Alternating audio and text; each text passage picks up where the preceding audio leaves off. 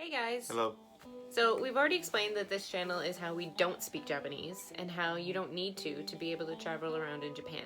But we think it's a good idea when you're traveling to any foreign country to learn just a few words and phrases, just so you don't come across as, arrogant, self-centered, entitled jerk. And also, you're going to make the person you're speaking to really happy. In general, Japanese people, they're so appreciative when you're trying to make an effort to speak Japanese. And they're really happy. Yeah. Like one time we were in Nikko and it was raining really hard. We were soaking, so we were trying to find a place to eat. And we found this little restaurant. We were looking at the menu and you were reading some of the items on it. And so she came up, she's like, "Oh, sugoi." She was so happy that you kind of knew how to read. She was surprised. We had like this like pygmy Japanese English conversation where she'd say something and I'd try to respond in Japanese and she'd kind of like smile at me and be like, "You're not really making sense, but good for trying." But anyways, you could tell she was really happy. It seems unfair that people in many non-English speaking countries have to learn English just to be able to experience the rest of the world outside their own country. And yet we have the privilege of when we travel to any other foreign countries, people will be able to speak English to us. You often hear foreign people living in Japan, or even just visiting, complaining that if they even speak just one word of Japanese, the person they're speaking to will inevitably say, "Nihongo jozu," which loosely translates to, "Your Japanese is so good." Yeah, they're not really complimenting your talented skills. I find that they're just saying like, "Oh wow, that's so great that you're even trying," and they're just really appreciative that you're making the effort. Learning English in schools in Japan is mandatory, and someone probably spends years and years struggling to learn. They know how hard it is to learn another language. So just imagine, for them, having someone voluntarily want to speak even just a few words, that's gotta feel really good. So these are the top 5 things that we think you should learn when you go to any foreign country, but we're gonna teach them to you in Japanese. Disclaimer, I've taken the basics of Japanese in school several times now, and I know these phrases, but my pronunciation is horrific, so keep that in mind. Number 1, hello. Okay, this one's a little tricky because unlike in English, where you can say hello, a generic greeting at any time, and then you also have specific time greetings like good morning, good evening. Japanese doesn't have that generic term. They only have the time specific or situational greetings. So for instance, in the morning you would say "Ohayo gozaimasu." In the evening you would say "Konbanwa."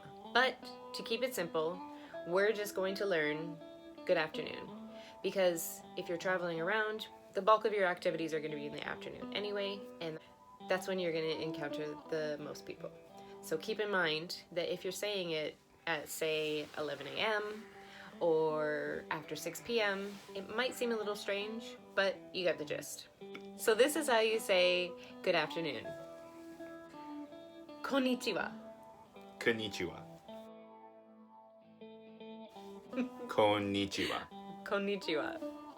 You can add that with, a pleasant smile, a little wave, maybe even a little bow, and you're good to go. So, number 2, thank you. Arigato. Arigato.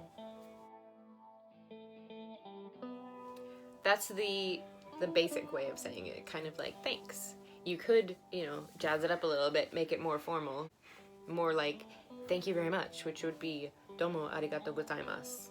Or in past tense, you could say gozaimashita. That's for an action that's already been completed, but, thanks is good enough. So, arigato. Arigato. Number 3, excuse me. This is a multi-purpose word, so it conveys apology, appreciation, grabbing someone's attention. Sumimasen. Sumimasen. When you approach someone to ask for help, sumimasen. When you bump into someone in a crowded area, sumimasen. When you're trying Sumimasen. when you're trying to get a waiter's attention, oh, sumimasen. When someone gives you their seat on a crowded train, sumimasen.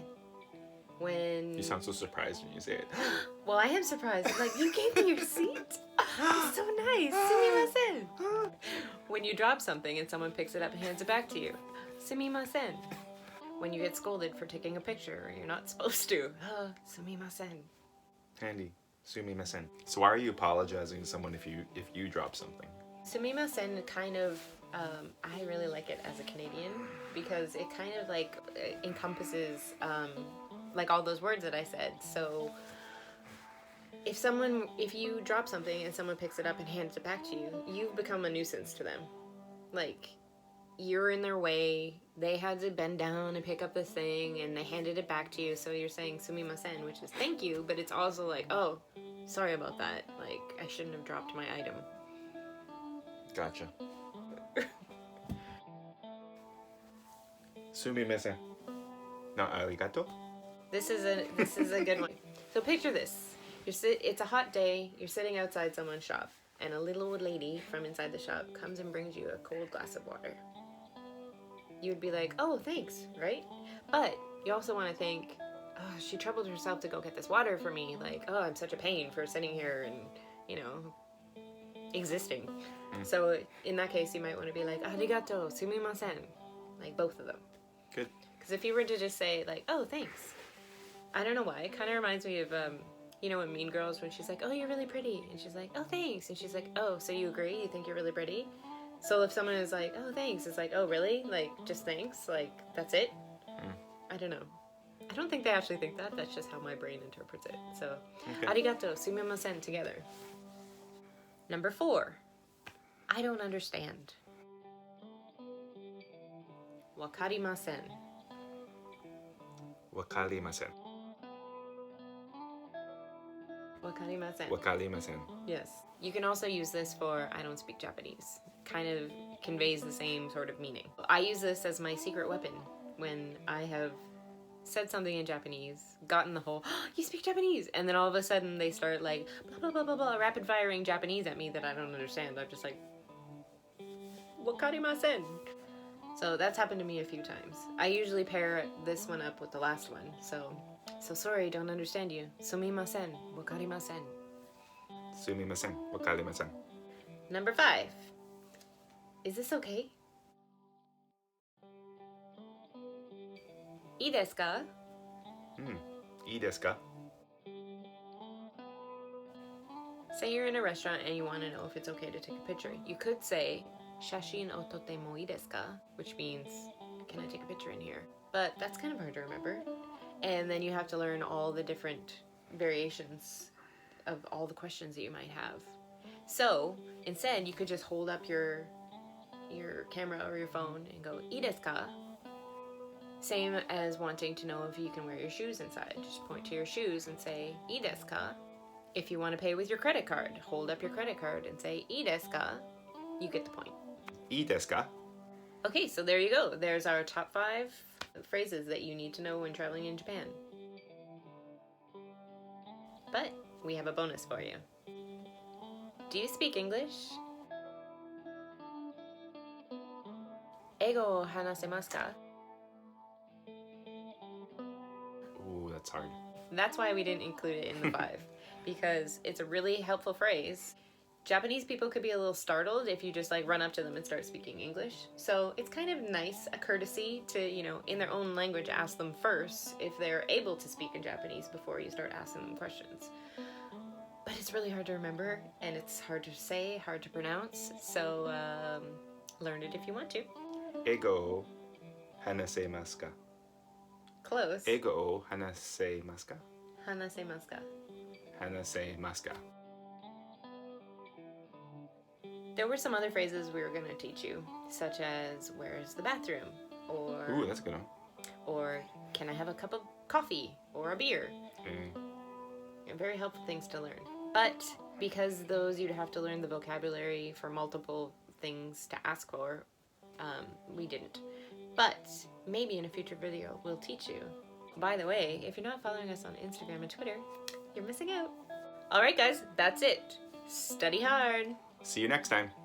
Mata jikai.